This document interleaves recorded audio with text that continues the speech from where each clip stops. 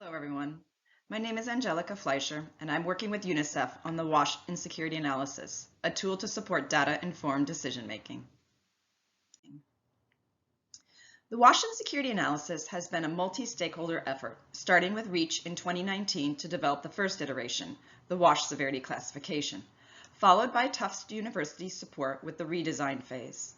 For UNICEF, this is a unique cross-division initiative with the Global WASH Cluster, the WASH Program Group, and the WASH Unit Joint Monitoring Program, who are working together to provide technical and strategic guidance in the development process. The WASH Insecurity Analysis helps us to classify geographic areas based on access to water, sanitation, and hygiene service levels, shocks, stressors, and underlying vulnerability. It quantifies the number of people at risk of becoming WASH insecure and those already experiencing WASH insecurity. It's a tool and a process to support decision-making across the humanitarian to development continuum.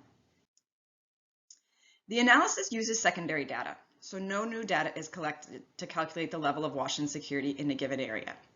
It's based on a set of approximately 30 indicators that align with this framework. We won't go into detail today on this, but it's to help you conceptualize the type of data that's included within the analysis. And this data is collected both from global data sources, but country-level data sources as well. The WASH Insecurity Analysis is a tool for the entire WASH sector, from humanitarian to development actors.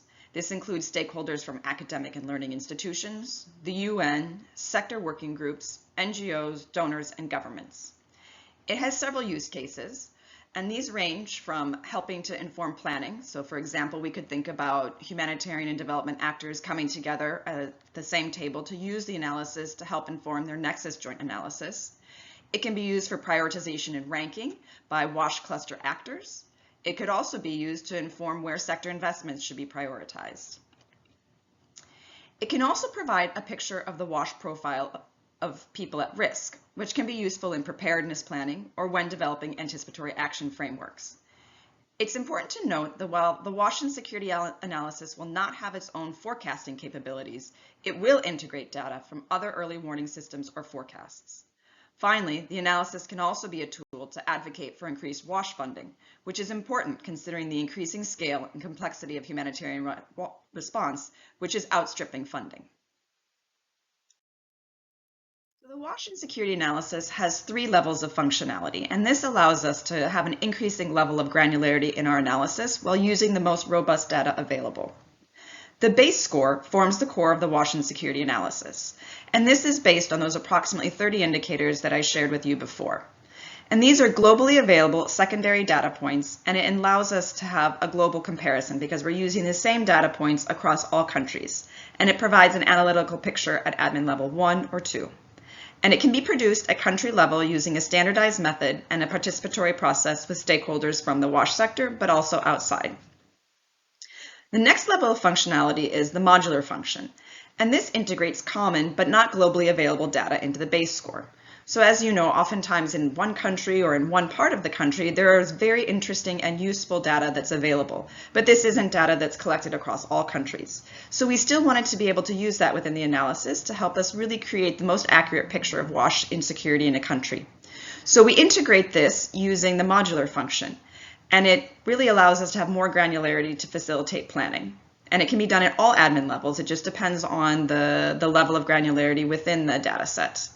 And this can also be generated at country level based on the modules that are developed at a global level. So this ensures that we're using common thresholds to help create the analysis. So again, providing confidence in the user about the robustness and the reliability of the information that's produced after the analysis.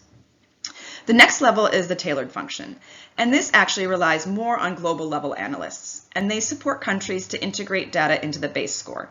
And again, it just depends on the level of detail in the data, but it can be done at all administrative levels. And this really helps provide a real-time, high level of granularity to inform rapid decision-making at the local level. So we could envisage that after a natural disaster, we may have information around recent damage to WASH infrastructure or where populations have been displaced to. And if we have that information, we can quickly overlay it with the base score to produce an updated picture of WASH insecurity to help direct where we are prioritizing humanitarian response. So where are we at now, and where are we going? So this year we completed 3 country pilots in Kenya, Lebanon, and Mali, and they were extremely useful in helping us provide direction for the last phase of the redesign. So based on the learning, we're revisiting some of the calculation methodology. We found that averaging indicators resulted in a loss of nuance in the final score. So we need to go back and think a little bit more about how we put together each of the indicators to arrive at the final score. We'll also be doing the base score at an admin level too, and this will help us align with country level planning processes. And we are able to do this because we found that a lot of the global and country level data is available in an admin level too, and it provides more granularity and really answers a need requested at the country level. We'll also be adding some new indicators, so shocks to wash systems and aid dependence, which also came out as really key parts of understanding wash insecurity. For 2024, we're planning a scale up across a range of use cases. So humanitarian contexts, identifying where there are nexus activities ongoing, anticipatory action, and fragile contexts with development actors. We also want to more meaningfully engage with actors based in the global south, and this is everyone from local NGOs to learning institutions to really partnering more closely with governments.